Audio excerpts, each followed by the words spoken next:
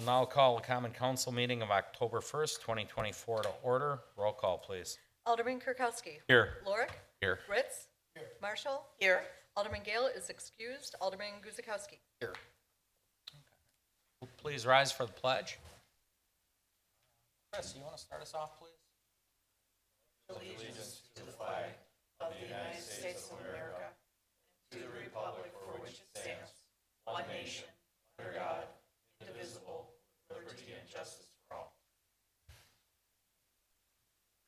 And that'll bring us to approval of minutes of September 17th, 2024. I'll give you a few moments to take a look.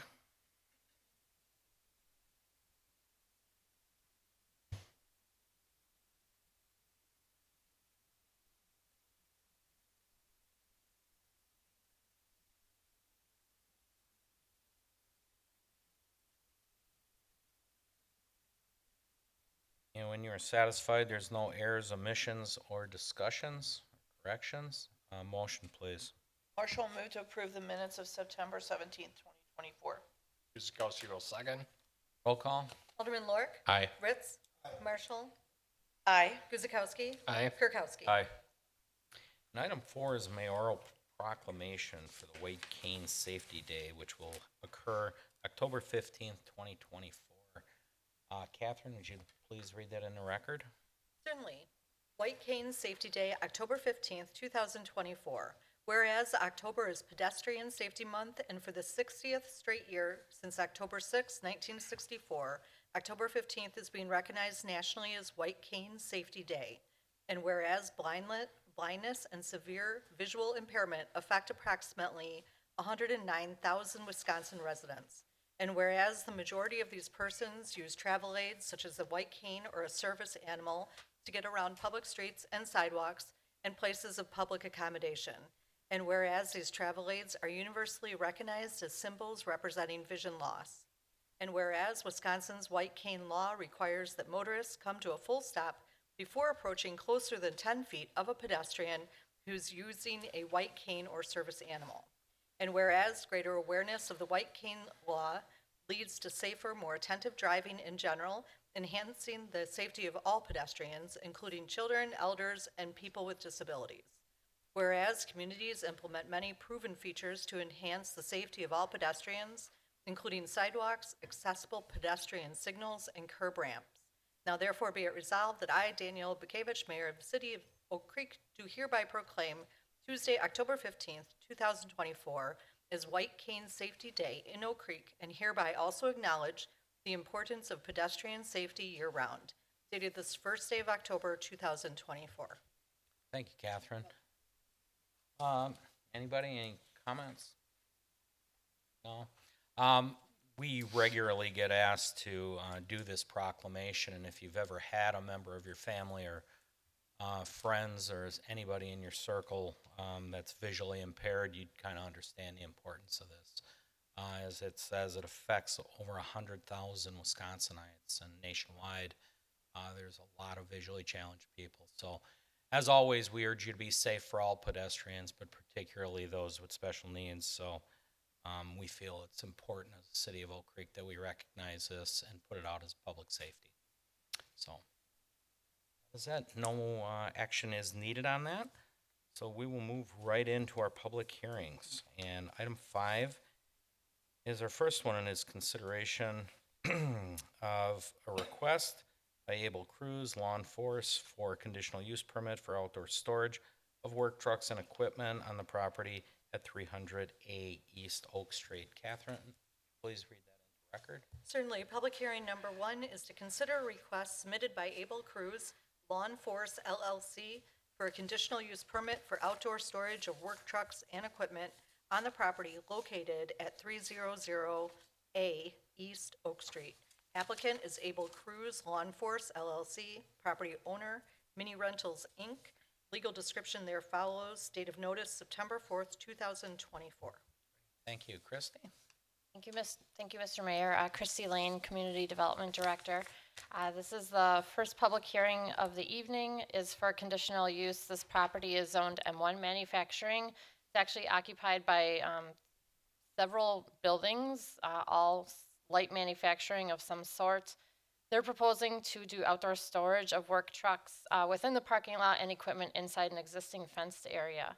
So this is a aerial photo looking west, so north is to the right, and the yellow area highlighted is where they would have the outdoor storage in the fenced area. They'd have 5 pickup trucks in the general parking lot, 4 pushers in the fenced area, 5 plows in the fenced area, and 2 skid steers, typically indoors, but sometimes they might be outside.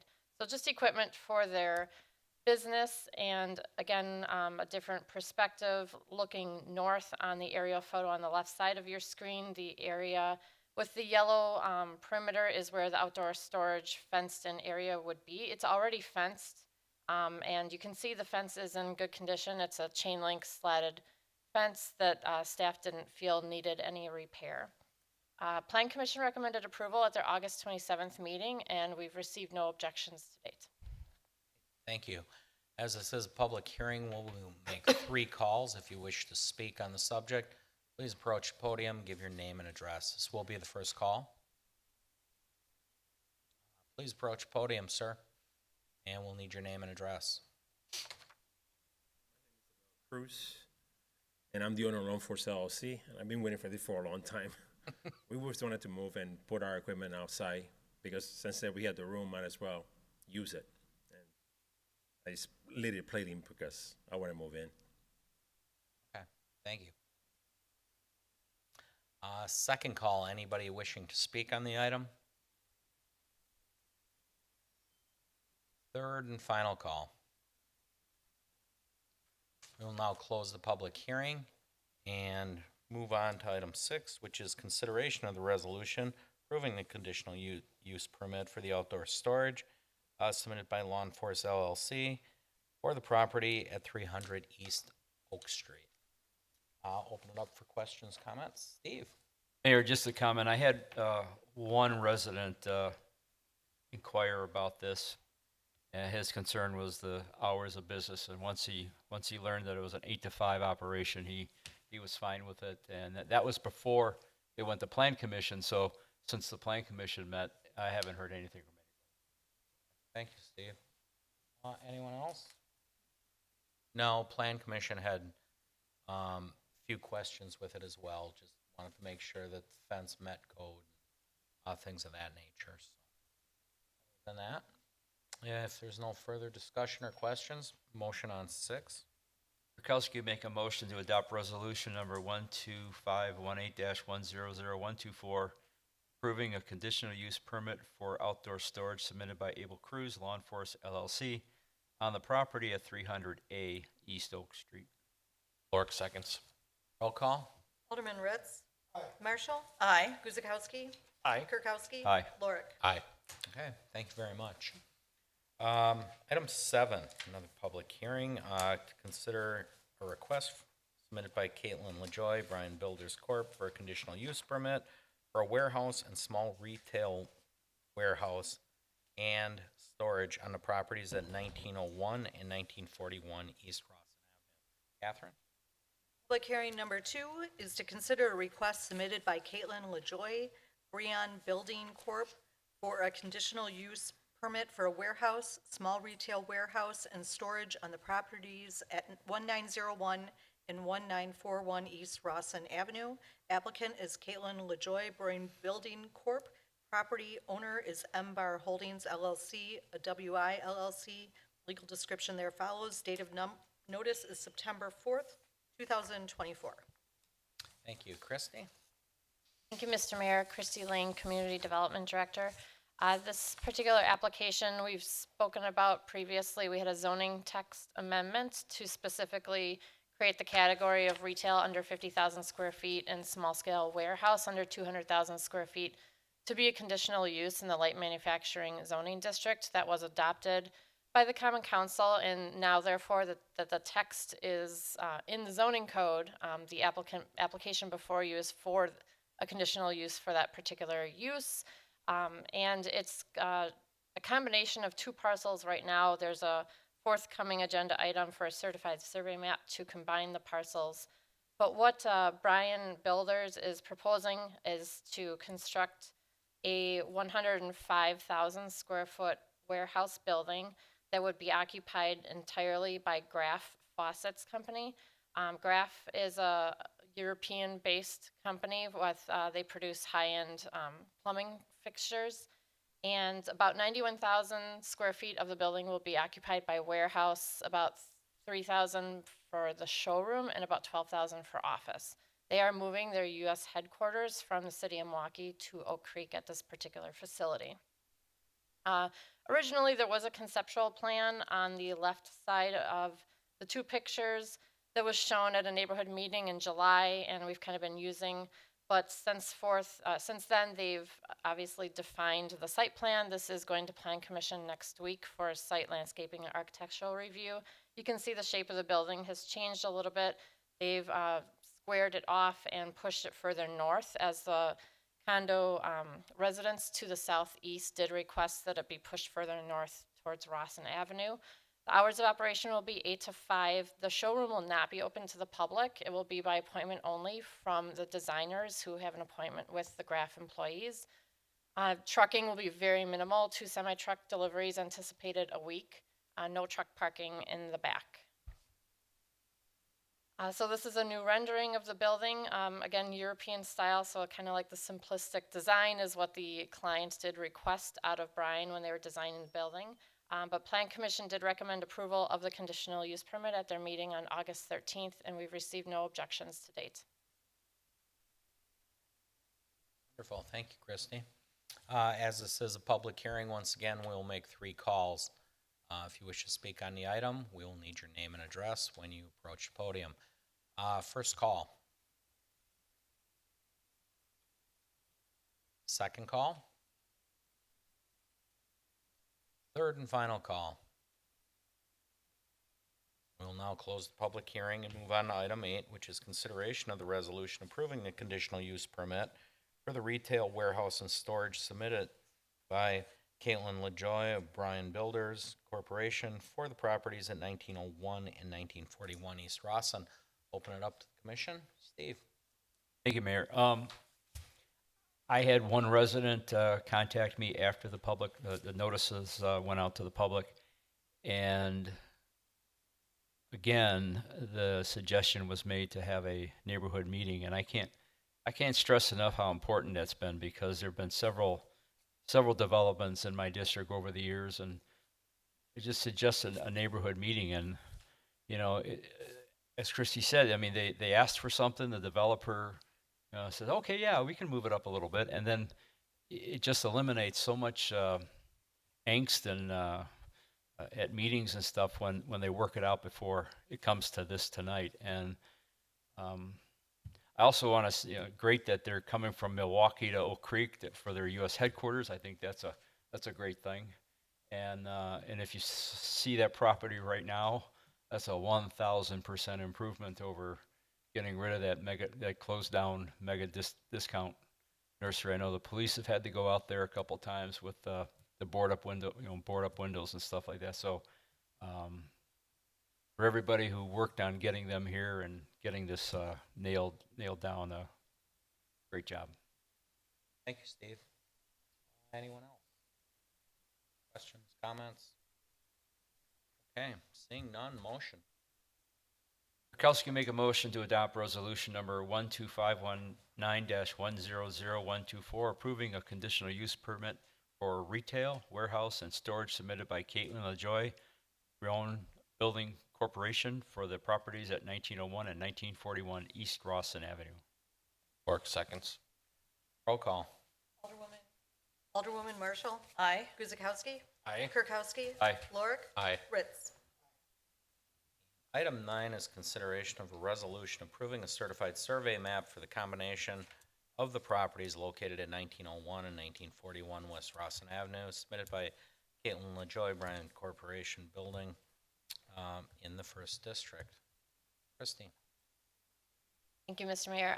This is associated with the project that we just spoke about. It's a simple, straightforward certified survey map to combine the two parcels, erase the lot line between 1901 and 1941. Plan Commission recommended approval at its July 9th meeting. Okay, questions, comments? Self-explanatory. And as Steve said, it is a welcome addition to that property. So, there's no discussion, questions, motion.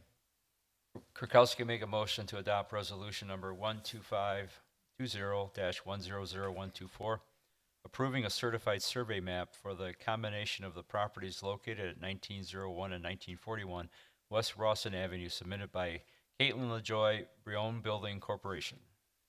Clark seconds. Roll call. Alderman Guzekowski. Aye. Kirkowski. Aye. Lorik. Aye. Ritz. Marshall. Aye. And item 10 is consideration of a resolution approving the termination and release of the development agreement and declaration of restrictions for Mega Discount Nursery, CSM, in the 1st District. Christie. Thank you, Mr. Mayor. In their due diligence, Graf and their legal team found a development agreement and declaration of restrictions from 1994 between the city and Mega Discount Nursery. It required installation of various utilities and infrastructure. So obviously that project has been complete as businesses did operate on the property since then. Graf's attorney drafted the actual termination and release document. It was reviewed by our city attorney and with minor modifications, and that summarizes what this resolution is all about. It'll be recorded and then therefore terminated. Thank you. Questions, comments? Okay, easy one. Motion on 10 then. Kirkowski will make a motion to adopt resolution number 12521-100124, approving the termination and release of development agreement and declaration of restrictions for Mega Discount Nursery. Clark seconds. Roll call. Alderman Kirkowski. Aye. Lorik. Aye. Ritz. Marshall. Aye. Guzekowski. Aye. Okay, thank you. Good luck with that new business.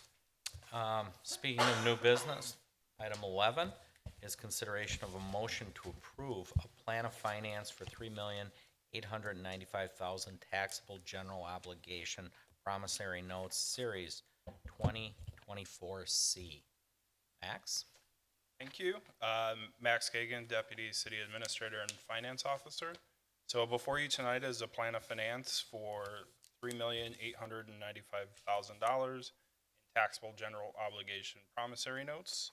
And this is related to finance the acquisition of about 25 acres of property located at 10523 South Howell Avenue. This is the property that's just south of the hard corner of Howell and Oakwood that the city acquired from We Energies about 3 years ago. With that, I do have Justin Fisher, who is the managing director of public finance for Baird, here, and he'll walk you through kind of what the plan of finance is and how the debt issuance will be amortized. Justin? Thanks, Max. Good evening, everyone. So I'll keep this pretty short and sweet tonight. As Max kind of alluded to, we've been kind of working through the different numbers, looking at all the different TIF districts and seeing how it was all going to come together. So a lot of collaboration and getting the plan together tonight. So in front of you, there's a presentation. I'll walk through it at any point. If there's any questions, just let me know. But if you look at page 2, as far as the timeline goes for this financing, City Council would consider the plan of finance and parameters resolution tonight, essentially giving the authority to sign off on the note sale within the designated parameters to the city administrator or the deputy city administrator finance officer.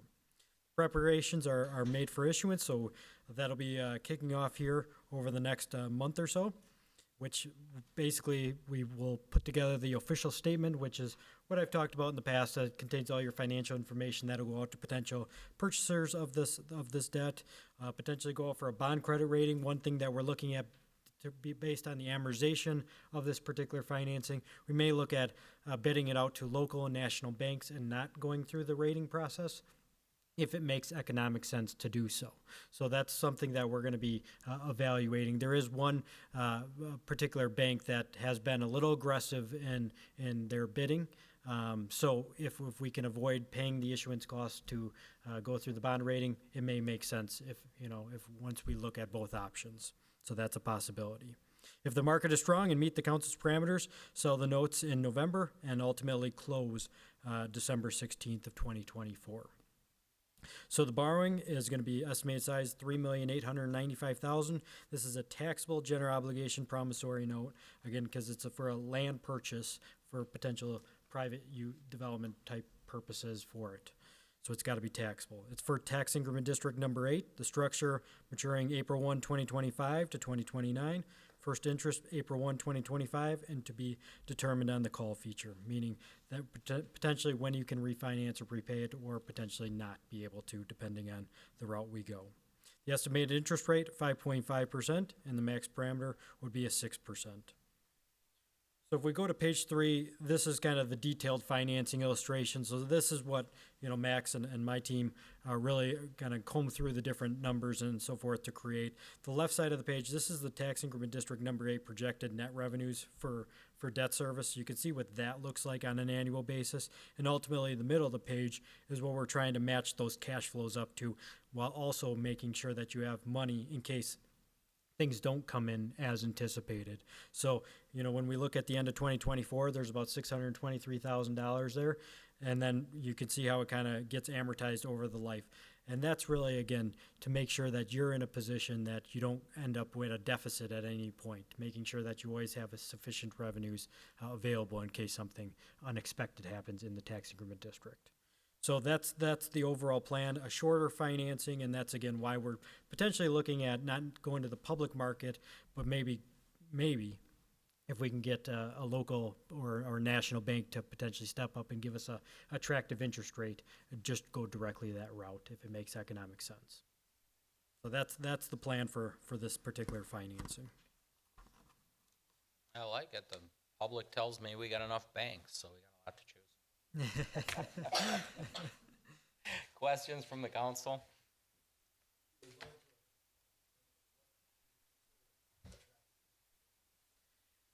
Well, the rate I'm using in here at 5.5%, that is conservative. When we look at factoring in everything through the public market, once you factor in issuance costs and so forth, versus that, it's going to have less issuance costs. Ideally, if we were to get around the same rate, we'd just go directly to the bank, because then you wouldn't need to go through staff wouldn't waste all their time through the rating process and so forth. But again, if we were out there in the market today, we probably would be closer to that 5 to 5.25 type interest rate for this particular financing.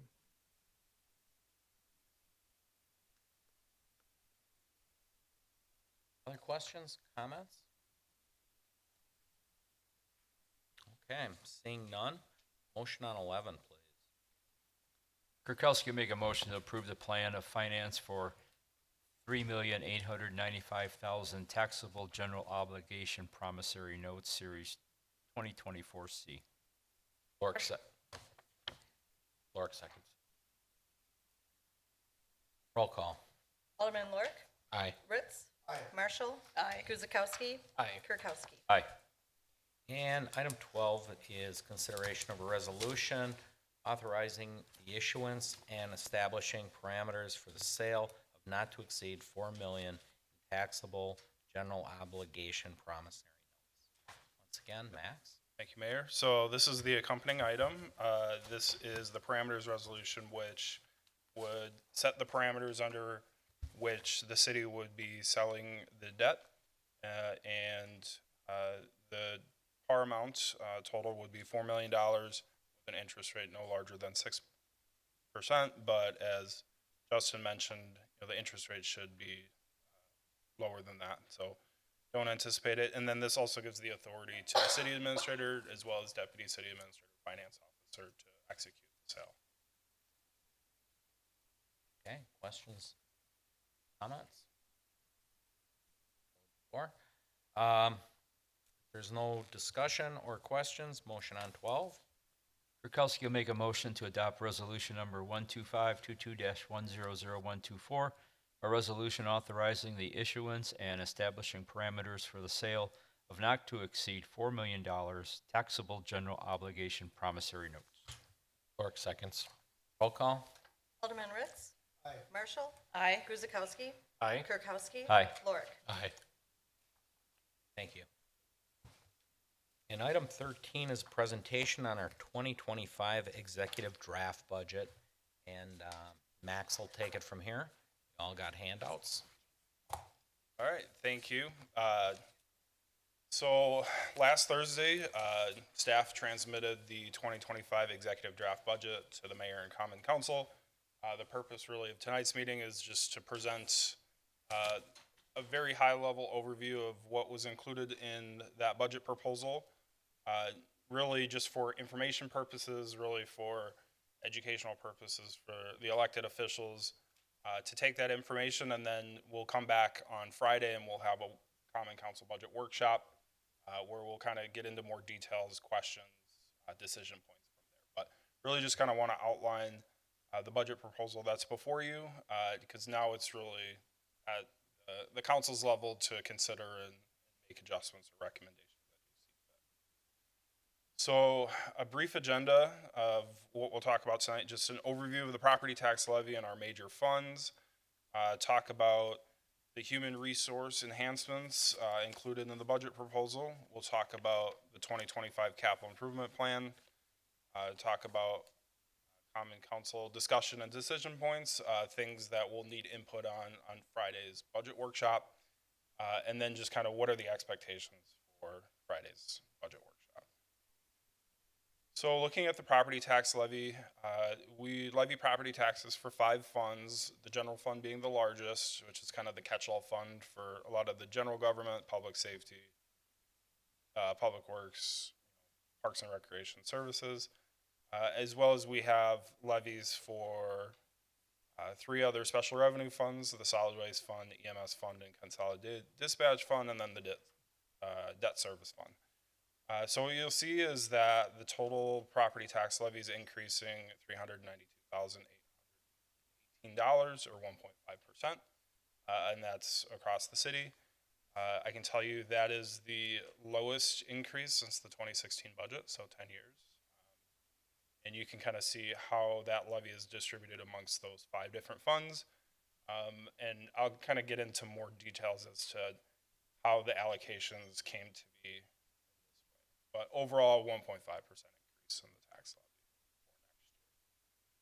for next year. If you can look at how the tax levy is broken out by those general fund, special revenue funds, debt service funds. So again, the majority is in our general fund, but you'll see EMS funds, the next largest portion, and then solid waste, dispatch, debt service.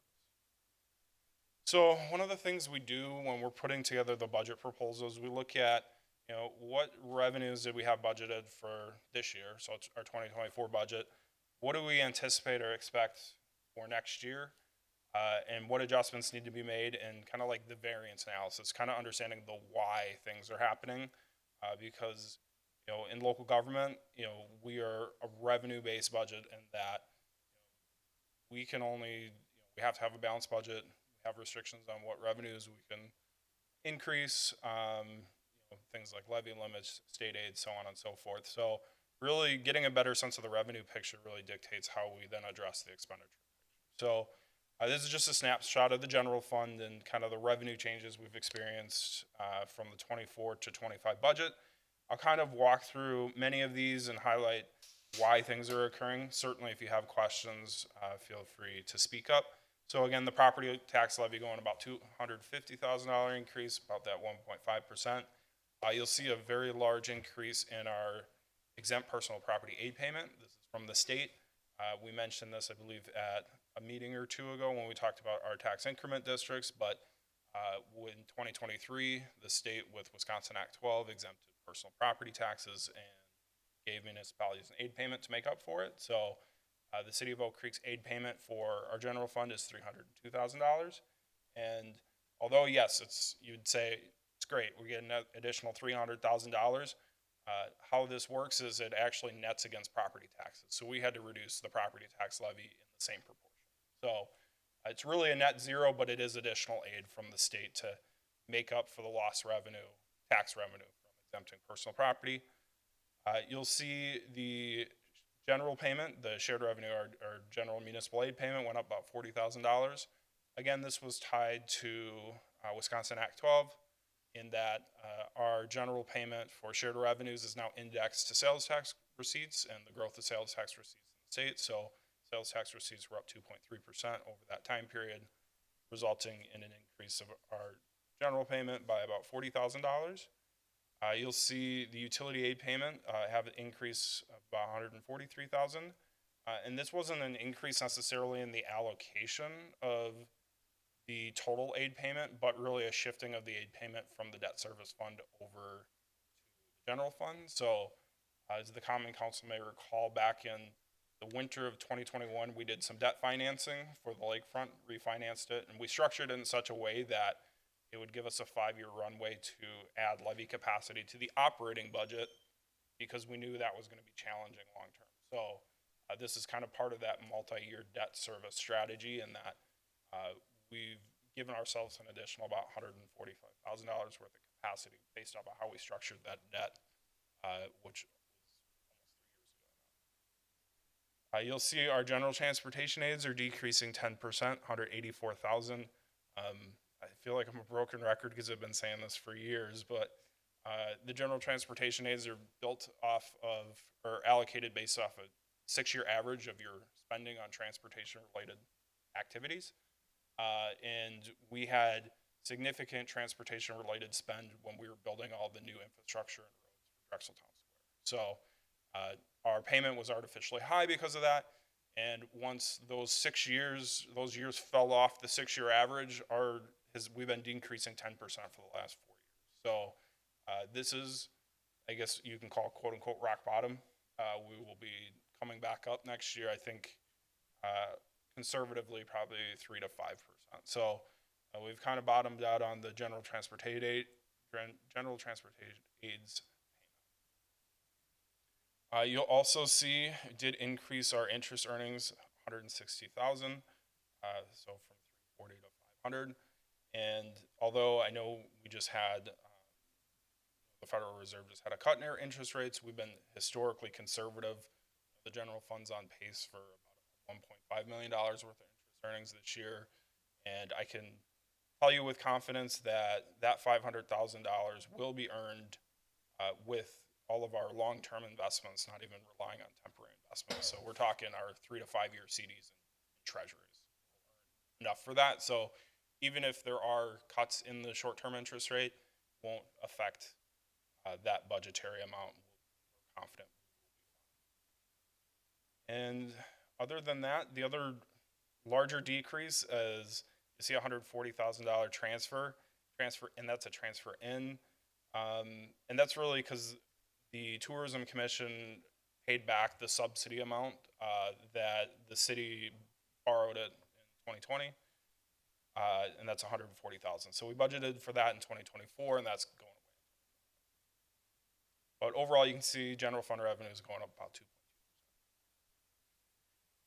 Now you can look at our general fund revenues by categories. So municipalities in Wisconsin are predominantly funded through property taxes, but you'll see shared revenues now becoming a larger portion of the pie with the changes to the shared revenue program with Wisconsin Act 12, as well as the increase now with the personal property aid payment. But what this says to me is, about 80% of the revenue in our largest fund is really not in the control of the Common Council, because we have levy limits for property taxes and the state tells us how much they give us. So, when we're talking about balancing a budget, once we kind of figure out, the arithmetic on property taxes and shared revenue, there's really not much else that we can do to balance the budget. Other taxes is room taxes and the pilot payment, which is the utility payment to the city, and both of those are regulated by state statute as well. So even if you factor those in, we're talking about 13% of the pie that we could really effectuate at the local level. Now looking at the general fund's expenditures, this is just looking at it by category. You can see employee costs, about $25.2 million. So our employee costs are going up $773,000 or 3.2%. The one thing I would really note here is you can look, our employee costs went up $50,000 more than the total cost of this budget. There's a reason why, and we'll kind of get into that in a little bit. But You can see our employee costs here. You can see a pretty significant decrease in the vehicles. That's kind of helping it. So the police department's vehicle and squad replacements were historically been in the operating budget. We shifted those to the capital budget in order to help balance the budget for 2025. And we'll kind of talk through what that strategy means for the capital budget in a little bit. You can look at our general funds expenditures by category. So 70 cents, 77% of all of the budgeted dollars go towards paying employees, and as I know this group's really aware, providing municipal services is a very human resource intensive operation. So it's not surprising you see this in municipalities all across the state. 70, 80% of their costs are employees.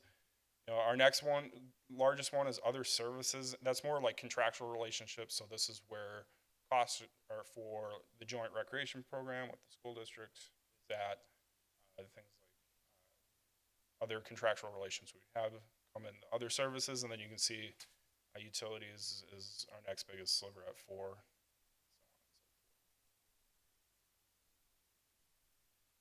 Next, just kind of looking at our expenditures by function, functions being general government, public safety, health, human services, public works, culture, recreation, and library. You can see how much those change from year to year.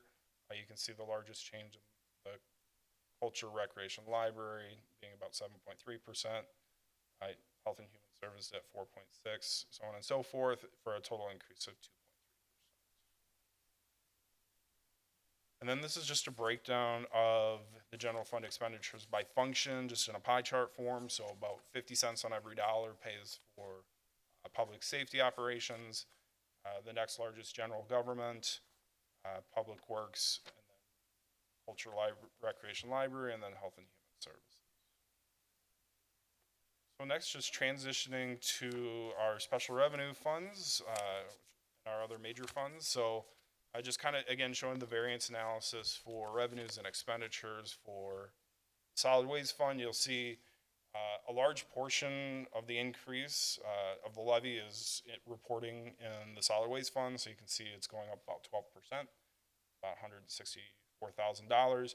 And that's really to accompany, you can see on the expenditure side at the bottom, our refuse and recycling contract with GFL expires at the end of the year. So we're currently in the process of going out to bid and seeking proposals, but based off some preliminary numbers that we heard from them, we anticipate a significant increase in our recycling portion of the contract. So the recycling market's gotten considerably soft in the past few years, just not really a market to sell the materials. So we did budget $148,000 or 46% for recycling costs. So again, we should have proposals in the next week or so. Be optimistic that we can come in lower, but at least based off of preliminary estimates, talking to folks, seems like that number is going to come in higher. Looking at the EMS fund, the big things you'll see on the revenue side is the ambulance revenues. So these are the transport fees that we receive for taking patients to the hospital. And you'll see budgeted increase of $275,000. And that's not due to adjusting or increasing the fees. That's kind of adjusting based to actual. So in 2023, we actually received $1.95 million. 2024, we're on pace for $2.1 million. So this number at 1.7 is just fairly low, very conservative. So we adjusted to get that back to actuals. And part of the reason for that being is that because we're so under budgeted here, we've been accumulating a significant fund balance. The fund balance is projected to be about $2.5 million at the end of 2024, which well exceeds the best practice for this type of fund, which has very stable revenue sources. So adjusting this to actual, and once we did that, that required that we didn't have to utilize as much levy in order to balance out with expenditures. You'll see on the expenditure side, employee costs, $220,000.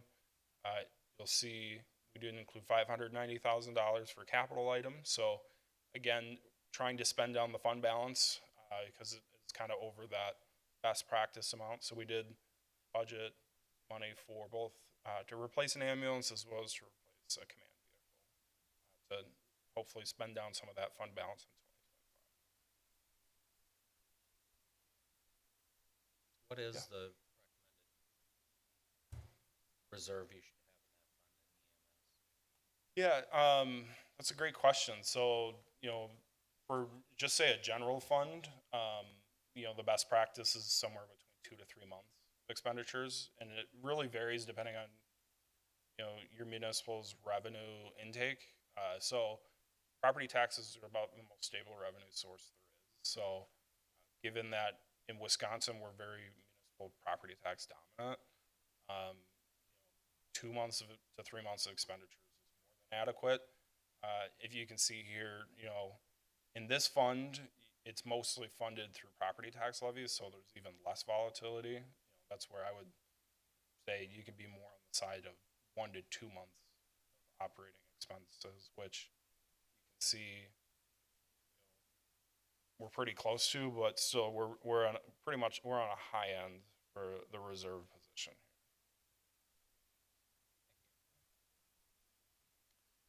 And then lastly, our last major fund is our consolidated dispatch fund. So as the council's aware, we've had some significant activity at the dispatch center in the last year. We've signed 2 new intergovernmental agreements with St. Francis and then partnering with South Milwaukee for dispatch services. So this budget does reflect that. You'll see that even with the new partners and even with cost of living adjustments, bringing on 8 new staff, the city's property tax levy actually basically stays flat. It goes down about $1,300. You'll see the additional contributions that the city of St. Francis will be paying is $233,000. And you'll see the additional amount the city of South Milwaukee will be paying, which is $162,000. So overall revenue is going up just over $1 million.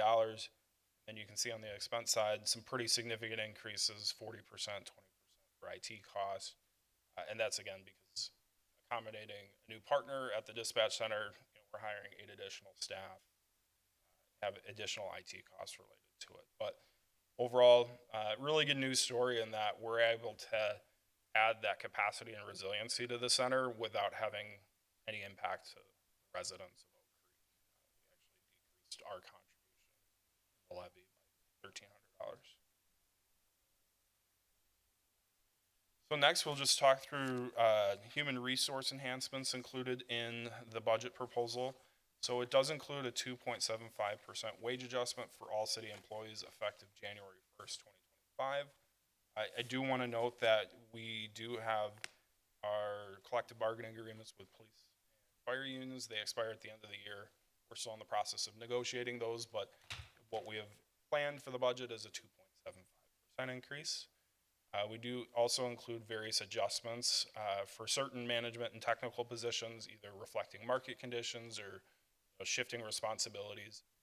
We've seen in this last year and a half, a lot of changes in the organization, with the organization and building capacity plan, starting in the marketing and public relations department, a lot of organizational changes. So adjustments in compensation to align with those new additions and responsibilities.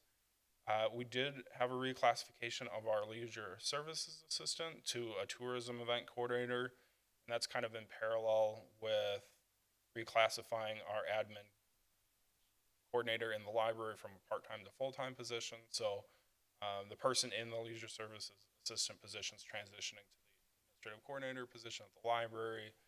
And we'll continue to do the event program, or not the event program, the facility rental from there, and then the tourism and events coordinator is kind of the backfill of that position.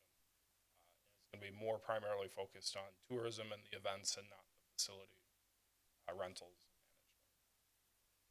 management. We also have a reclassification of one of our administrative support assistant positions to a development service coordinator position. And again, this one actually occurred earlier this year, probably either the winter or spring of this year.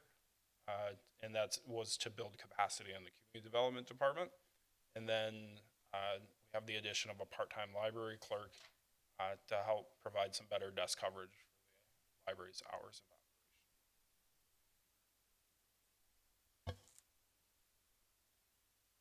So looking at our 2025 capital improvement program, so this is just a high-level overview of funding sources. So you can see all of the different funding sources that make up the plan. You know, I'll look and I'll direct your attention to the bottom line. You can see the annual CIP this year is just short of $9 million. So a pretty significant amount. You can see where those dollars come from, plethora of sources, whether that's tax increment districts, future debt issuances, you know, state aid payments with utility aid payment, We Energies, but also, you know, a good chunk of it, almost 10%, is coming from federal, state, and local grants. So that's great. You can see the EMS fund using cash on hand to pay for some of those items, and so on. So really, you know, the things that the CIP accomplishes: one, increased funding for stormwater management, and this is really to proactively maintain those facilities. We want to ensure that we're in regulatory compliance and enhance the system's optimization. We address some building and facility issues, but we recognize that we need to identify funding sources for our more larger and critical needs. You know, we have to replace a fire station. Given where our current funding structure is, you know, we need to really get creative and figure out solutions on how to plan for this in the future. And we did fund a significant number of vehicles and equipment and building maintenance items, but largely with cash reserves. So we spent about $5 million in cash reserves this year. So either from surpluses in the operating budget or in TID districts. So, but you know, the key is that you know, those aren't going to be there all the time. So that's where, you know, as the capital budget grows and we have more reoccurring items, we're going to have to find more sustainable revenue sources than just relying on cash reserves long term. This is just a snapshot of some of the major projects you will see in that program. The largest being the reconstruction of the intersection at Hughes Road and Liberty Avenue. And that's to a roundabout, and that's $1.5 million. That's being funded by TID 11. We do have the replacement of a fire engine. We do have our annual road improvement program for $1 million. We have the second phase of the police parking lot replacement. And that's about $512,000, and again, that's primarily funded by MMSD. We do have some stormwater-related items, ditch maintenance fund, which we'll talk about in a little bit. We do have a replacement ambulances. We have the self-contained breathing apparatus, primarily grant funded as well. That's the grant we accepted a few meetings ago. We do have upgrades to Rawson Avenue streetlights and sidewalks. So that's a county project where they're redoing the road, but the local contribution is we have to upgrade streetlights and sidewalks, and our cost is $325,000. You can see the police department vehicle and squad replacements. Again, this was the item that was shifted from the operating budget to the capital budget, $264,500, and then stormwater pond maintenance at $250,000. So next, just kind of want to talk through some of the themes and items that we want to discuss with the Common Council in more detail on Friday, and seek your feedback and decisions on. This is just a brief overview, not really looking for input at this time, but just more educational. So want some feedback on our annual capital improvement program. As I mentioned, we're using a large portion of cash on hand. This year we have for the past few years, and we know that's long-term not sustainable. We know that the capital infrastructure needs of this community are starting to really outpace our reoccurring revenue sources. So what solutions can we find there? Talk about stormwater management and our master plan. We'll talk a little bit, just more of a reminder for the Common Council of the challenges we're having in our health insurance fund, and then talk through just multi-year budget strategy and the closure of tax increment district number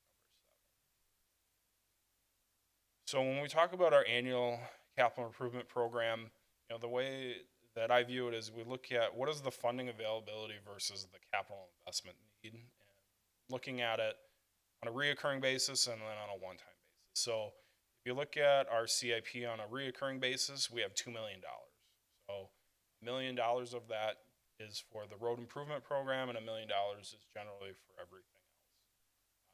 We've been at that $2 million benchmark since 2012, so it's been 13 years. If you can only imagine, your buying power 13 years ago is not what it is today. So, you know, we're probably getting half of what we were back 13 years ago, if you think about that. I can tell you, especially from probably on the road improvement side, probably not getting much as done than we were 13 years ago. What you'll also see is that we don't have any property tax levy support for the capital improvement program, notwithstanding the debt service payments that exist. We have existing debt service payments for things like Lake Vista Park or the DPW Municipal Garage, Fire Station 3, Fire Station 1, and this building. And that's about $2.4 million a year, and that debt service drops off after 2022. And then what you'll see in the CIP this year is in the big spreadsheet, there's items highlighted in blue, and those are the items that are kind of reoccurring year after year. So those are things like the enterprise fleet program for DPW. Those are street light replacements, sidewalk replacements, so on and so forth. And you'll notice that our reoccurring annual items now total $2 million a year. So, you know, what that kind of tells me is that, you know, just to keep up with those reoccurring items, we're using all of our reoccurring revenue sources. So, and when we have things that need to get done, you know, even if it's, you know, routine, semi-routine maintenance, like redoing roofs on 20-year-old facilities or new chillers or things of that nature, there just really isn't capacity unless there's cash on hand. So, you know, we will need to identify what those additional reoccurring funding sources are to kind of maintain that investment in our infrastructure. Unfortunately, we don't really have many options. You know, the option is really, do we want to start transition to borrowing debt annually for the capital improvement program, which is pretty common. Most municipalities in Wisconsin have an annual debt issuance to pay for their capital improvement program, but, you know, certainly just trying to figure out, you know, what's the appropriate amount that we should be at? What's the aspiration? How do we get there? Next on Friday, Could I just add to that, Max? So if you look at the unique factors of our capital improvement budget, we have sources of cash that are not property tax levy related that we've been relying on since 2012. And that's the million and the million, the roads and the million of other. This year, when we did the macro analysis on the budget, we had to close about a deficit of about 600,000.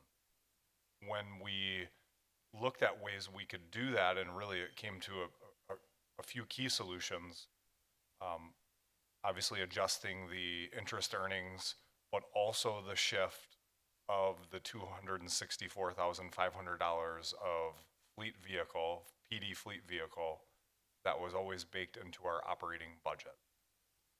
I asked about this every year. I think this is my 8th or 9th budget. You know, why do we have cars here? And these are our only cars in the operating budget, or, you know, vehicles. We didn't have to pull that rabbit out of the hat. We left it in there because we had other arrows in the quiver in those budget years. We had higher growth. We had a different revenue outlook, whatever the case may be. To really close this budget deficit rather painlessly, that was a very logical and impactful move. But what that did was it shone a light, and rightfully so, on really the inadequacy of our capital improvement funding annually. So we're unique in that we don't levy for our capital improvements. We're unique for a community of 40,000. We didn't look at every community of 40,000, but a total capital improvement budget of 2 million, I would say very unique. Should be a little bit higher than that. They are higher than that. And how they do that is 9 times out of 10, the vast majority, all of the communities that Justin works with, for instance, at Baird, they wrap in some sort of a borrowing strategy, because you then have that levy exemption to get around that, to work with that within that levy limit with that exemption. So we don't want to hit you too hard over the head with the fact that we know that this is not sustainable. We know that this is not adequate. We have cash to address some of our critical needs and all the things we're accomplishing in this CIP. But we don't need an immediate answer from you. We want to talk through this on Friday. We want to give a concrete policy proposal at some point over the next several months.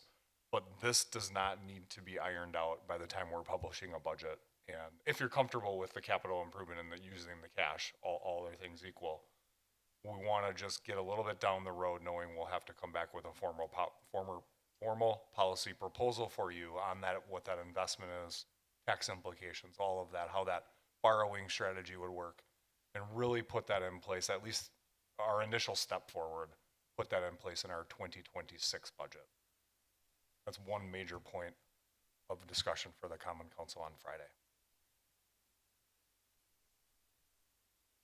Another item we do want to discuss with the council is just kind of talk about our stormwater management needs in the community. So as you may be aware, we've had some turnover in our staff who've overseen stormwater management. We've had some new staff on board, fresh look, fresh perspective as to what our stormwater management facilities need to be in order to proactively manage those and ensure our regulatory compliance and optimize the system. So just some perspective for the group. We do have 21 stormwater maintenance ponds that the city owns. We have 133 miles of ditches. We have green infrastructure maintenance, so a lot of permeable pavement, parking lots or bioswales. So a lot of those things that are funded through MMSD grants, they do need maintenance over time. Just look at the Meyer parking lot. If it's not maintained, that's what happens. And just to address some historical flooding issues as well. So we recognize there's a significant amount of needs here. And as we were developing the budget proposal and working with Matt and his team, it's evident that those needs aren't going to be met with the current funding structure. So our current stormwater management fee is $39 per ERU or equivalent runoff unit. If you were to look at that fee relative to our peers and neighbors, it's quite low. I can tell you our neighbor to the east is for $80-something on their fee, and it's not uncommon to see a fee in the $100 range. So our fee is pretty low. Just a reminder for the council, we did have a pretty significant stormwater project in 2023, which is the Drexel Avenue Stormwater Lift Station. So we had a pretty significant borrowing there, $1.25 million.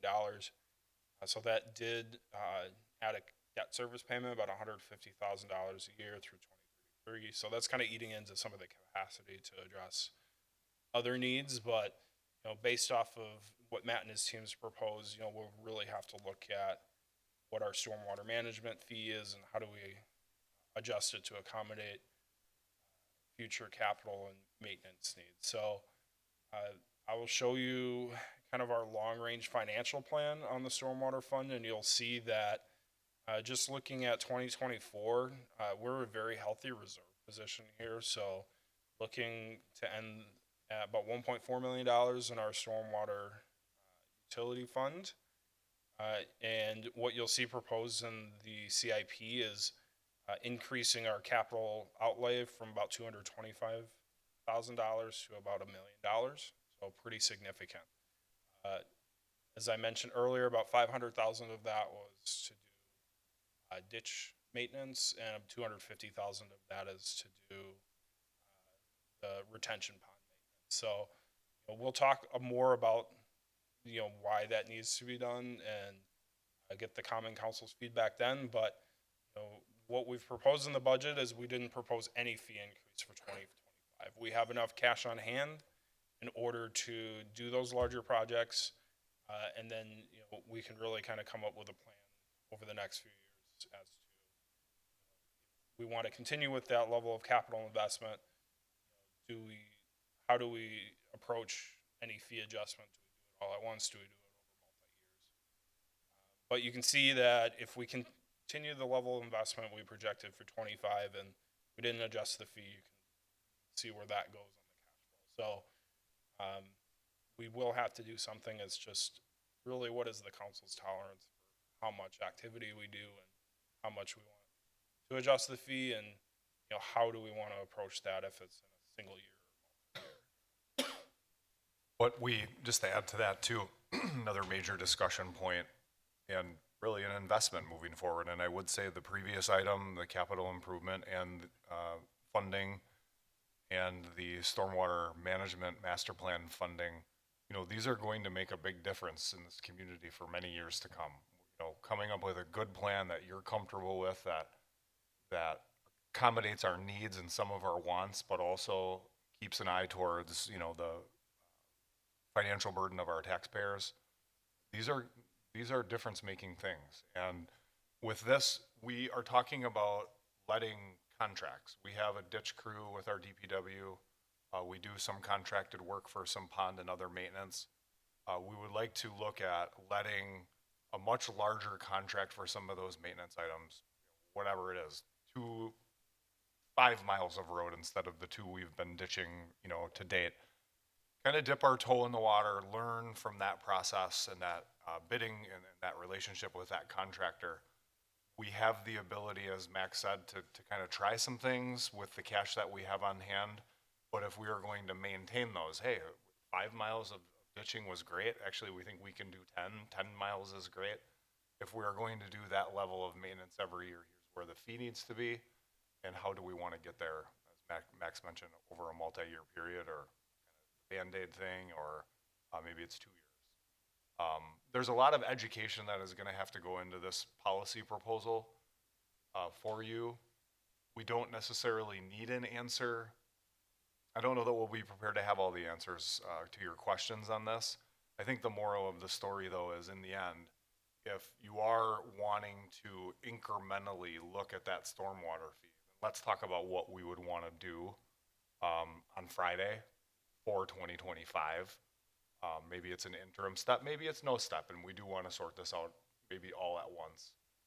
But there is that option to you to say, hey, if we think it's going to be a $45 increase, let's do at least 20 in 2025 or whatever the case may be, and try to smooth that and ease that impact over time.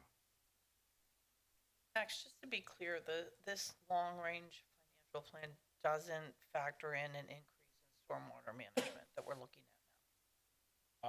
It factors in the increased capital investment, but not the increased fee. So essentially what we're saying is, Matt and his team have identified that we need to increase our capital investment in the stormwater infrastructure, to the tune of about $1 million a year.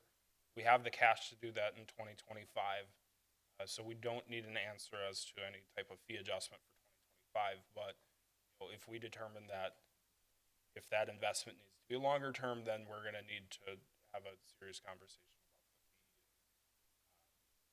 how much that is, how we would have to phase that in, if need be, to maintain that level of investment. You look at the comparability of the fee, very, very low. And if you look at the work that we ought be doing, or that we really would want to do, we feel we've really been hamstringing ourselves in the past, and we wanted to just bring that forward and have that conversation. Hey, there's a tool here for you. It's nothing extra about it. You have the policy decision to make to say the fee is X or X plus 1, or doesn't even look like X anymore, it's Y. You can make that decision in this kind of process, and it doesn't have those hamstrings or those strings attached, like levy limits and things like that on the other side of the operating picture.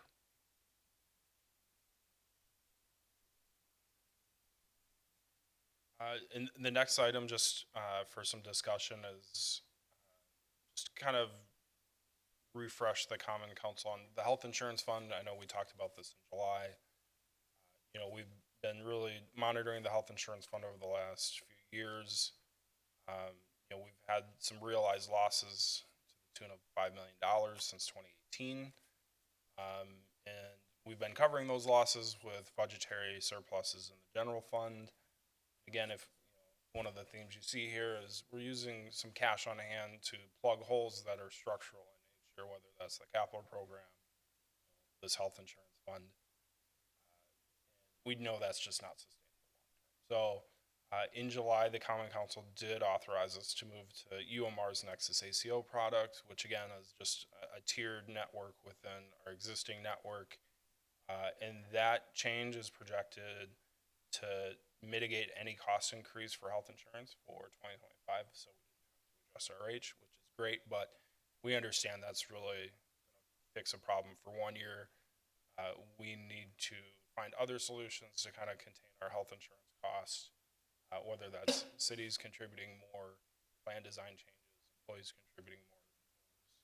A myriad of ways to do it, but how can we do it in such a way that is still providing an excellent benefit to the employees, but is more sustainable? So what you'll see or not see is that we did not allocate additional funds to mitigate that structural deficit in our 25 budget.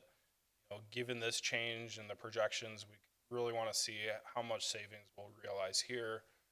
We do have a new pharmacy contract for next year as well that's supposed to realize some savings as well. So trying to understand, some of those changes, how are they going to potentially realize savings, and how does that change the structural budget deficit? And then we'll have to come back in the next, it's going to be probably multi-year budgets to address this. This is just a financial snapshot of the health insurance fund. You can see where the trend is certainly a significant loss in 2018, but you can even see in 2023, 2021, some pretty significant losses. And then lastly, just kind of talk through multi-year budget strategy and closure of TID number 7. So the budget proposal does assume the city will be closing TID number 7 by April 15, 2025. So that was one of the things we talked about during my TID presentation. So that district, it's one of our larger ones that's on the east side or west side of the community, Drexel Avenue all the way down to Elm, 27th Street to the interstate. So that TID district has fulfilled its project plan. It's passed its expenditure period. It has to terminate by 2028, but it's in a position, it has enough cash to pay its debt service obligations. So we're recommending that we close that before the 2025 deadline.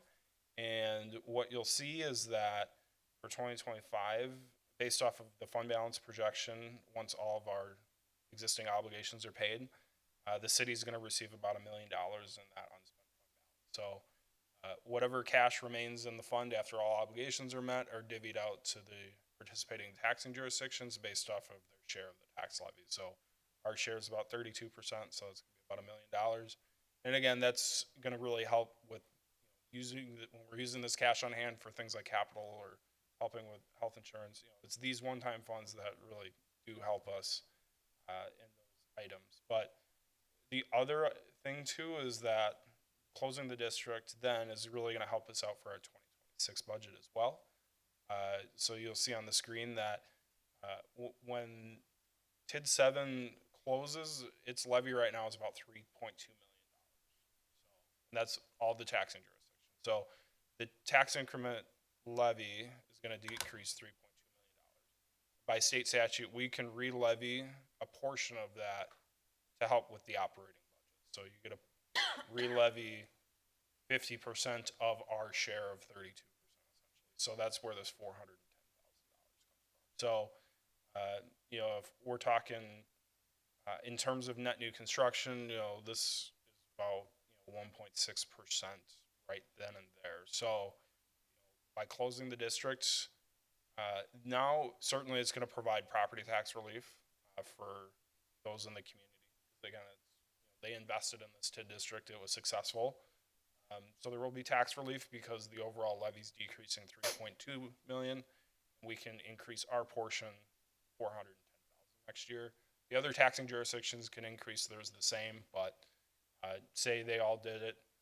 In theory, you can re-levy 50% of it. So you think across all taxing jurisdictions, about 1.6 million can be re-levied. So we should see tax relief there, and reason we do bring this up, one, it certainly helps with the operating budget for 26, but, this may inform, how the Common Council thinks about other strategies. If you're going to see a significant decrease in the tax levy due to this closure, do you look at more of an increase in the stormwater fee or other things to kind of offset it? Or do we start the annual borrowing program and increase the debt service levy to accommodate that while some levies coming off? So certainly this kind of gives us a lot more flexibility to address some of those other challenges we talked about earlier.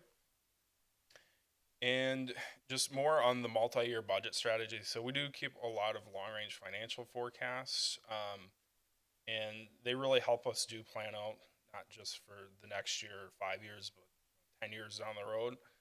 So they are pretty critical tools when we do put together a budget. They help inform the decisions today that are going to set us up for where we want to be 5 or 10 years down the road. And, one of the items that is in the 2023-2027 SAP is to develop a consolidated capital improvement program forecasting long-term funding required for capital assets. So that's something that we'll be working on over the course. It's probably going to be the next year or so. But, again, as we go back to that conversation about what is your funding availability versus capital investment needs, developing that consolidated long-term capital improvement program, whether it's 5 or 10 years, is really going to highlight where the disparity is between the investments we need to make versus how much we have, and that's going to really inform how much money we may need to borrow every year to meet those capital needs. So that's more of a forthcoming item, but certainly, I think the closure of TID 7 is excellent for this community, very successful. It's just at this time where we can close it and we can provide some tax relief and we can help our budget for next year. And lastly, just kind of want to walk through kind of what to expect at Friday's budget workshop. So certainly if council members have questions or comments on the 2025 executive draft budget, myself, Andrew, and staff will be there to answer those. We'll again review the Common Council discussion and decision points. There will be a little bit more details than what was provided tonight. And then if we have time, we'll take the opportunity to review some of the upcoming strategic action plan initiatives. We have some pretty large things coming in the next year or two, and just want to get some feedback from the council. For that conversation too as well, we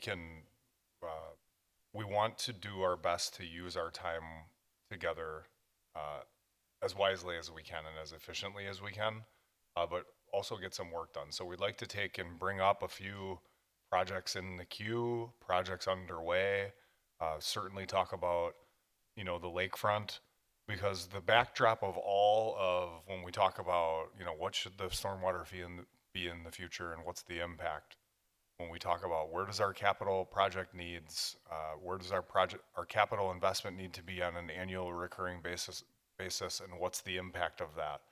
We have this awesome looming project that's really ongoing, but this Lakefront Park project. And once, if you can kind of, in your mind, probably haven't memorized the strategic plan, but, to really realize that vision for that park by 2030, we have to create a financial map with options and considerations for you in 2025. That's not to say we're going out and, we'll still have to design but we want to put the financial puzzle pieces together. And that investment is going to require property tax levy. The magic TID is not a magic. We cannot fund a $40 million multi-generational regional asset and not have the general property tax levy participate in that. So we just wanted to prepare you because all of that adds up, right? It's all a tolerance you need to find among yourselves as representatives to find that tolerance so we can move forward with some of these major projects. So we can get into a few kind of, just neat kind of one-off projects. However, we can use that time to, noon or one and focus in on some project-based conversation, we really want to do that, and if we think it would be worthwhile for us to get on the same page on a few of those lingering issues and projects. Importantly, though, this is the Common Council's budget workshop.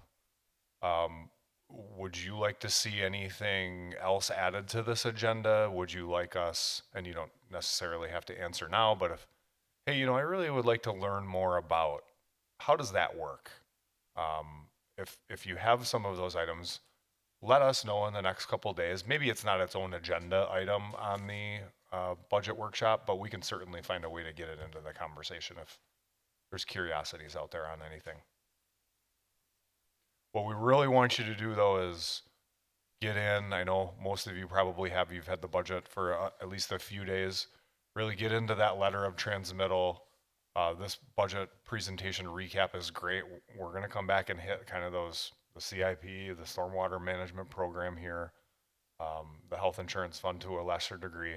We're really going to hit those hard and try to lay some groundwork for what might be, what is your feedback so we can better provide a policy recommendation to you moving forward.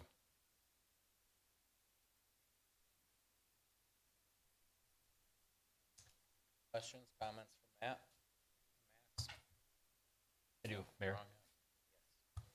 I don't want to increase your workload any, but in anticipation of what we're going to talk about on Friday with regards to the stormwater management fee, perhaps you could give us an idea on what it would look like if we were to say, let's go for a $5 increase, and then using your chart, kind of let us know, rather than talk about it on Friday and then wait for the information to come back in a week or so, and then get creative if you want to say, okay, $5 this year, $2, $3.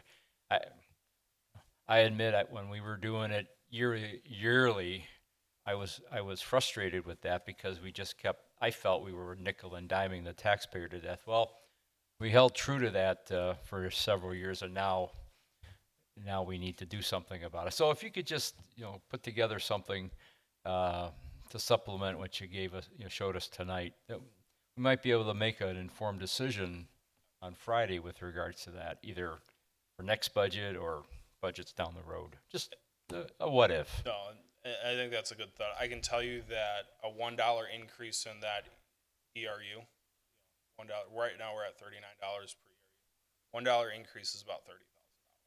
So based off of what was presented, we're not talking about $5 or $10. We're talking $20, $30, $40. Sure. I know. And then maybe if you want to compare our fee with other comparable cities, to let us know. Yep, and we have that data set Yeah. internally. We can provide that. Sure. Thanks. Other questions, comments? We're pretty well prepared then as to what to expect on Friday. Wonderful. Thank you, Max. Very well done. That will move us on to item 14, and that is the License Committee. We'll turn that over to Alderman Kirkowski. Thank you, Mayor. I trust everybody has had an opportunity to read look at the items on tonight's Common Council report. Does anybody have any questions, cares, or concerns? Seeing none, Kirkowski will make a motion to approve the various license requests as listed on the October 1st, 2024 License Committee report. Roll call. Alderwoman Marshall? Aye. Guzekowski? Aye. Kirkowski? Aye. Lorick? Aye. Ritz?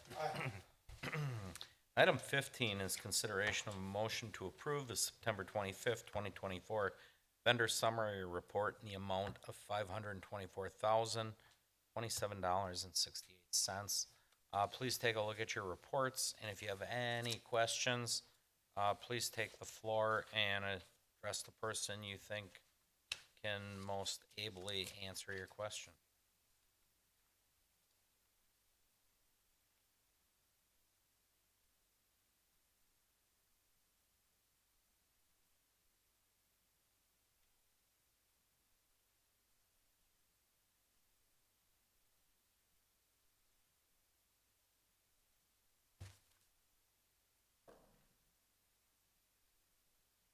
And if you're satisfied, there's no questions or discussion, motion please.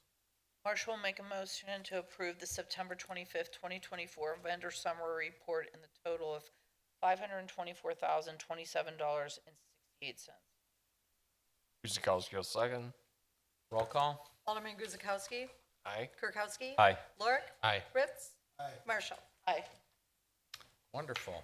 Before we adjourn, this Saturday, the 5th, I believe, is our kite flying event down at Lake Vista.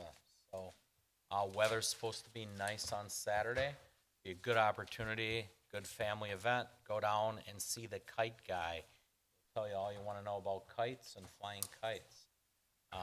Might be a nice place to take some picturesque views of the lake with kites flying over them. So, there's nothing more. Motion to adjourn.